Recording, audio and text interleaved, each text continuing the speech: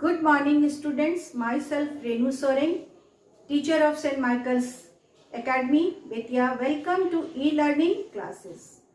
बच्चों, आज मैं आप लोगों को आपके क्षितिज पाठ्य पुस्तक के काव्य खंड से ललगद जी का वाक पढ़ाने जा रही हूँ।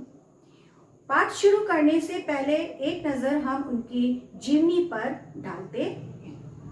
कश्मीरी भाषा की लोकप्रिय संत कवित्री ललगद जी का जन्म सन 1320 ईस्वी में हुआ था।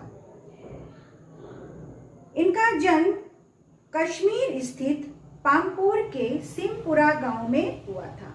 उनके जीवन के बारे में प्रामाणिक जानकारी नहीं मिलती। ललगद जी को अनेक नामों से जाना जाता था, जैसे लल्लेश्वरी, लला, लल योगेश्वरी, लल रिफा आदि नामों से भी जाना जाता था। उनकी मृत्यु सन 1391 के आसपास माना जाता है। ललगद की काव्य शैली को ही वाक कहा जाता है। जिस तरह हिंदी में कबीर के दोहे, मीरा के पद, तुलसी की चौपाई और रसखान के सवैये प्रसिद्ध हैं, उसी तरह ललगद के वाक भी प्रसिद्ध हैं। अपने वाकों के जरिए उन्होंने जाति और धर्म की संकीर्णताओं से ऊपर उठकर भक्ति के ऐसे रास्ते पर चलने पर जोर दिया जिसका जुड़ाव जीवन से हो।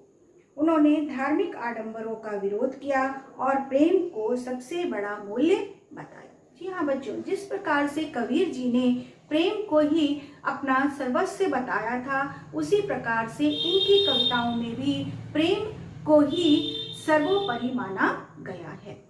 इनके वाक में 4 पद हैं और उन चारों ही पदों में उन्होंने बाह्य आडंबरों का खंडन करते हुए ईश्वर प्राप्ति के विभिन्न मार्ग बताए हैं।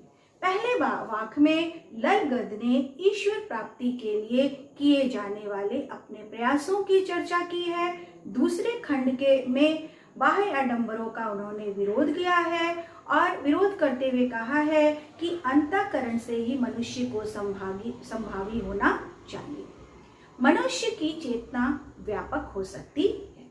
दूसरे शब्दों में इस माया जाल से कम लिप्त होना चाहिए।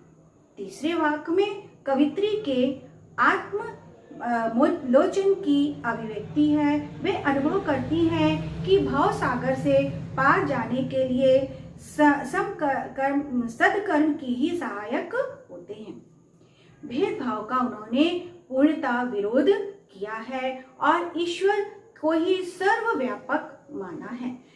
चौथे वाक्य में ललगद जी ने आत्मज्ञान को ही सच्चा ज्ञान माना है। इस प्रकार से हम देखेंगे कि उनके चारों वाक्यों में सांसारिक मोह माया से दूर रहने की उन्होंने संदेश दिया है। चलिए बच्चों, अब हम उनकी पाठ शुरू करते हैं और उनकी पंक्तियों को चलिए बच्चों, अब हम पाठ शुरू करते हैं। सबसे पहले हम देखेंगे कि वाक का क्या तात्पर्य है। वाक अर्थात वाणी, शब्द या कथन। रस्सी कच्चे धागे की खींच रही मैं नाव, जाने कब सुन मेरी पुकार, करे देव भवसागर पार। पानी टपके कच्चे सकोरे, व्यर्थ प्रयास हो रहे मेरे, जी में उठती रह रहकर हुक घर जाने की चाह है घेरे। कवित्री ने प्रस्तुत पंक्तियों में कवित्री ने नाव की तुलना अपनी जिंदगी से करते हुए कहा है कि वे इसे कच्ची डोरी यानी सांसों द्वारा चला रही है। जिस प्रकार से मनुष्य का जीवन क्षणभंगुर होता है, उसकी सांसों की तुलना को कच्चे रस्सी के समान की है। वह इस इंतजार में अपनी जिंदगी काट रही हैं कि कभी तो प्रभु उनकी पुकार सुनेंगे और उन्हें इस जिंदगी से पार लगाएंगे। पानी टपके कच्चे सकोरे अर्थात स्वाभाविक रूप से कमजोर। रस्सी कच्चे धागों की कमजोर और नाशवान सहारे। जिस रस्सी के सहारे वो जीवन जी रही हैं, वो सहारा बिल्कुल कमजोर है, नाशवान है, कभी भी वो समाप्त हो सकता है। जिंदगी पार करेंगे। उन्होंने अपने शरीर की तुलना मिट्टी के कच्चे ढांचे से कहा है कि उसे नित्य, उसमें से जब वो सूख जाता है और उसमें पानी जब सूख जाता है तो पानी टपकता रहता है, नित्य पानी टपक रहा है, यानी प्रत्येक दिन उनकी उम्र जो है वो कम होती जा रही है। दिन पर दिन उनकी उम्र कम होती जा रही है और उनके प्रभु के मिलन के लिए सारे ही प्रयास व्यर्थ हो रहे हैं। उनके जितने भी ईश्वर से मिलने का जो भी प्रयास है वो पूर्णतः व्यर्थ होते जा रहे हैं। उनकी जी में उठती रह रहे हुक घर जाने की है चाह घेरे, अर्थात उनके जो ईश्वर से मिलने की व्याकुलता है, उनकी मिलने की जो व्याकुलता है वो दिनों दिन बहुत अधिक बढ़ती जा रही है और उनके जितने भी प्रयास हैं वो सारे के सारे असफल होते जा रहे हैं। अर्थात असफलता प्राप्त होने से उनके मन में एक प्रकार की ग्लानि आ गई है। उन्हें प्रभु के शरण में जाने की हुक जो है वो बार बार मन के अंदर उद्वेलित होती है कि किस प्रकार से वो अपने प्रभु से शीघ्र और अति शीघ्र मिलने की जिज्ञासा उनके मन के अंदर पनप रही है। अब हम दूसरी पंक्ति को देखेंगे।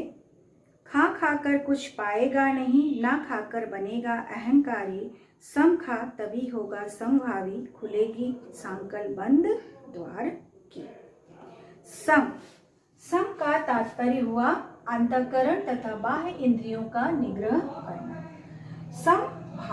समभावी का तात्पर्य है बच्चों समानता की भावना।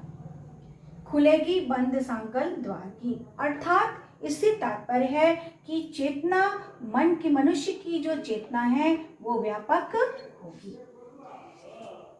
प्रस्तुत पंक्तियों में कवित्री ने जीवन में संतुलन की महत्ता को स्पष्ट करते हुए कहा है कि केवल मनुष्य यदि भोग विलास में ही लिप्त रहेगा तो उस भोग विलासिता से मनुष्य को कुछ भी प्राप्त होना नहीं है या उसको कुछ भी हासिल नहीं होगा।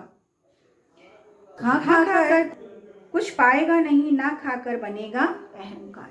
इसका तात्पर्य है बच्चों कि दिन प्रतिदिन मनुष्य जो है वो स्वार्थी बनता जा रहा है। जिस दिन वो अपने स्वार्थ का त्याग कर जाएगा, त्यागी बन गया, तो वो अहंकारी बन जाएगा, जिस कारण से उसका क्या हो जाएगा, विनाश हो जाएगा। सम खा तभी होगा समभावी। अगली पंक्तियों में कवित्री ने संतुलन पर जोर दिया है और जोर डालते हुए कहा है कि ना तो व्यक्ति को ज्यादा भोग करना चाहिए और ना ही बहुत अधिक त्याग करना चाहिए, अर्थात सम खा तभी होगा समभागी। इस संसार में मनुष्य को बराबर का संतुलन रखने के लिए कवित्री कह रही है कि जितना भोग कर सकते हो उतना भोग करो और जितना त्याग कर सकते हो उतना त्याग करो, अर्थात दोनों में समानता होनी चाहिए, बराबर की मात्रा होनी चाहिए, जिसके की कारण समभाव उत्पन्न होगा, अर्थात समभावी मनुष्य बनेगा। इस कारण खुलेगी सांकल बंद द्वार की, और इस कारण से हमारे हृदय में जो है उदारता आएगी और हम अपने और पराये से उठकर हृदय के द्वार का जो द्वार है वो समस्त संसार के लिए खोल सकेंगे।